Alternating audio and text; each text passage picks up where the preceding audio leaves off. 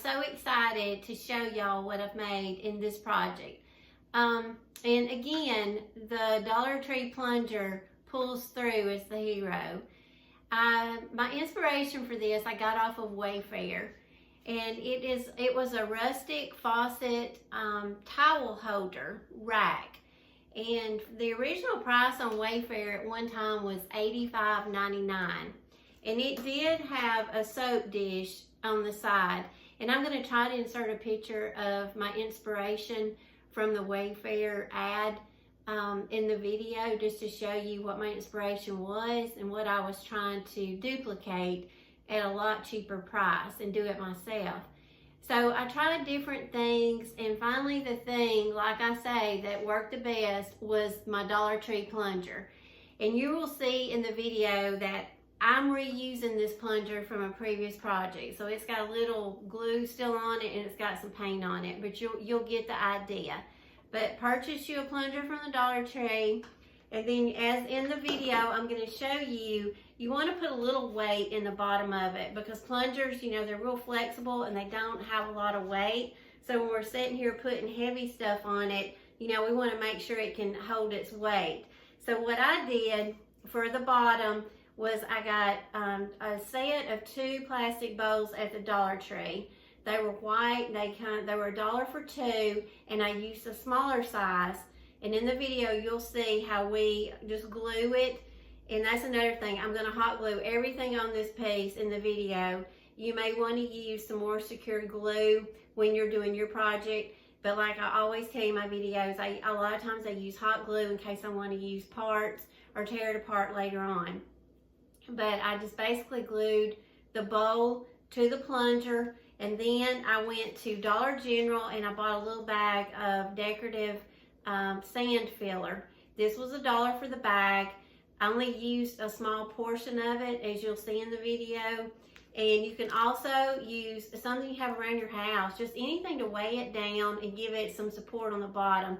You could go out and get some gravel, you know, put them in a bag and just put them up there, in there. And then to make the bag a base for it, I just found a shoebox and cut me out a circle. I just used this as a template, cut out a circle, and I just glued this onto it. And it gave it a lot of good weight.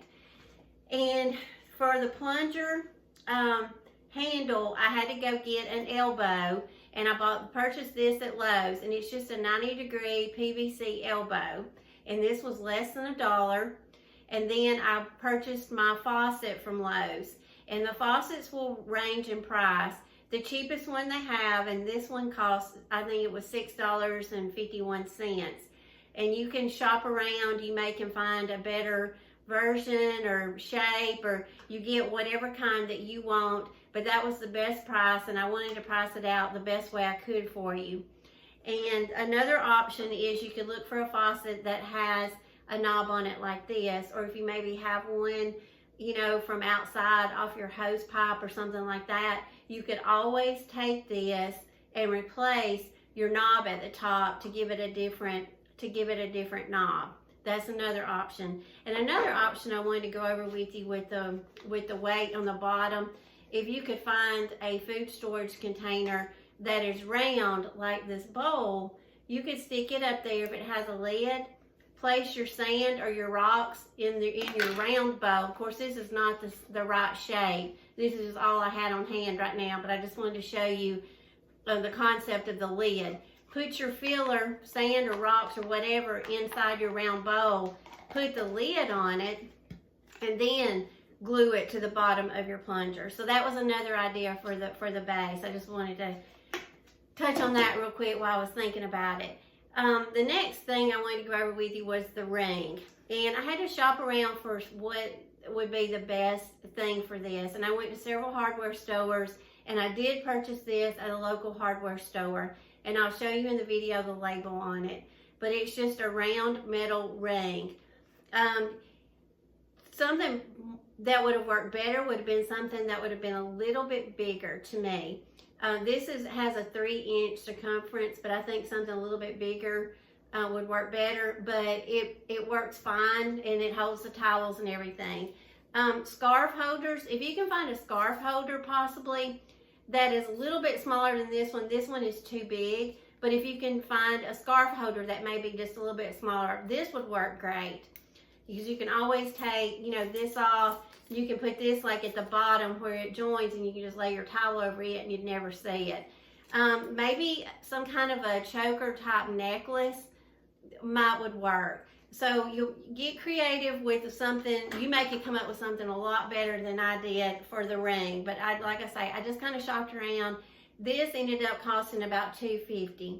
So in all, with everything that I have in this, not including the paint, I think I've spent $13. The paint that I used was probably the most expensive paint you could possibly use.